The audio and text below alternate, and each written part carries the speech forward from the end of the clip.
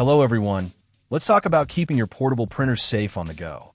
Today we're looking at the DotexlTech portable carry case, designed for printers like the DotexlTech, FOAM and Jaden's models. First impressions are good. The case has a clean, simple design.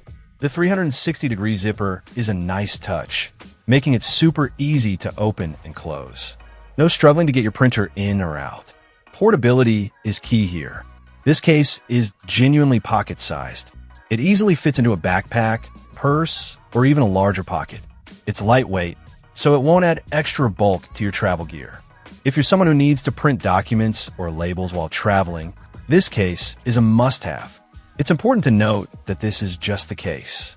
The printer itself is not included.